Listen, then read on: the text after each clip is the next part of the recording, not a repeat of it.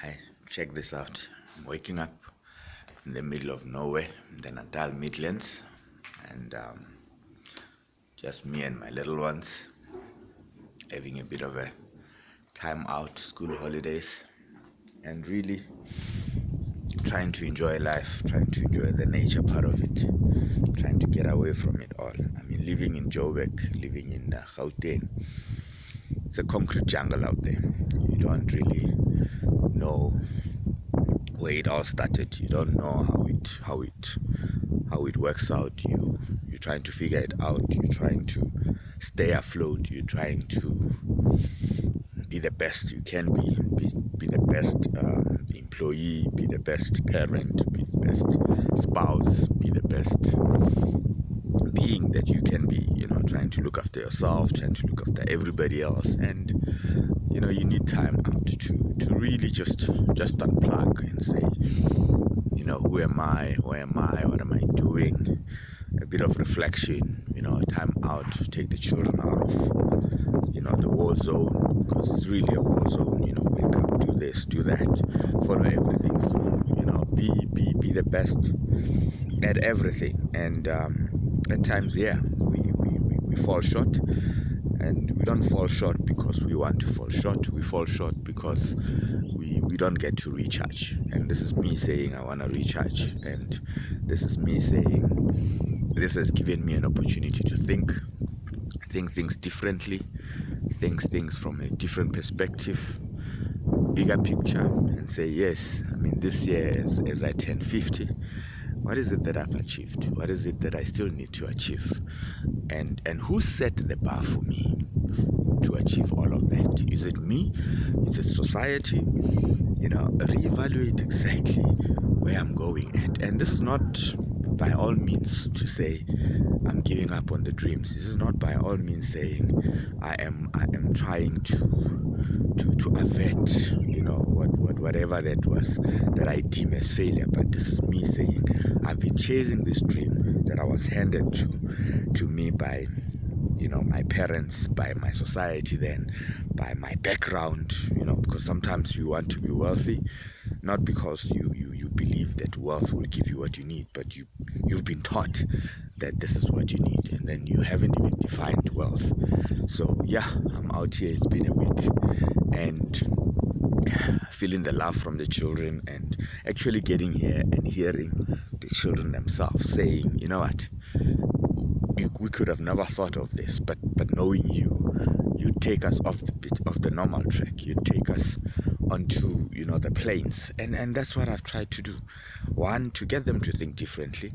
We're gonna go back to Joburg in 2 days or so, but I want them to go back with a renewed sense of understanding and appreciation of life, so that when they make their plans, which hopefully they will make and not society making them for them, then they will be in a position to can say, you know what, this is what I want. But they must have the conviction of what they want. Because in the world where you don't have conviction of what you want and what you believe in, you are easily swayed by social media, easily swayed by the so-called success bar. And yes, the whole world will judge you on that. And that's the difficult part, because talking to my son yesterday, he was saying, I wish I could take a different route from all of this, a different route on education.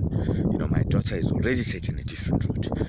But I have to remind them that this world is harsh for those who want things differently. This world is harsh for those who want to carve their own path. It is not friendly. It says you must conform. You knock on the door, they want to see the paper. Whether they believe in the paper themselves or not, but they would use that paper to keep you out. So we need to do better. We need to define who we are, define what we want. At the least, we need to teach our children to define who they are, so that they can actually thrive, and not thrive by the world standard, only to discover that later in life that actually what they're doing is not what they want, but thrive on what it is that makes them happy. And I mean, if you're gonna postpone your happiness until you have wealth, until you have money, then you're gonna be the saddest person all through your life. And we cannot have that. We cannot accept that, because that can't be who we are. That can't be our legacy. That can't be simply what we wake up for every day. what you go to school for 12 years, plus the 4, 5, 6, 7, 8, 9, 10 years of tertiary, plus then you start going into programs that shape you into this best thing, into this acceptable thing, and then you discover that tomorrow no one even wants to hire you, give you a break, give you a job. And then what is it? Are you going to school to be hired, to be able to be hired, or are you going to school to make sure that you are in the best position to take up the options that are there, being hired being one of them, but also to be able to can be the one who hires. And it's a long journey. Yes, I know. It's a journey that requires young men and women who actually know who they are, young men and women who can actually stand up and speak for their dream and shape it, and change it whenever there's a need, because you end up with a person with 3, 4 qualifications that do not interlink, because after doing the one qualification they felt, man, maybe I should have done this, and maybe I should have done this though. That for me speaks to not knowing what you want and not having been guided properly. And by guiding, I mean, I'm not here to tell my children what to do, but I'm here to show them the pitfalls. I'm here to make sure that they understand that, to get to a certain point, you might need to avoid certain things. Not because they can't make their own mistakes, or they'll make plenty of their mistakes, but they must learn from my mistakes, and they must take into their toolbox when they go into life. They must have my lessons. They must have what I have to share. But unless I unplug with them and take them out of the beaten track, I might miss the opportunity to teach, and they might miss the opportunity to learn. And then we'll talk about choices. We'll talk about them having chosen wrong, whilst we actually never created the atmosphere, never created the environment for them to actually listen and hear.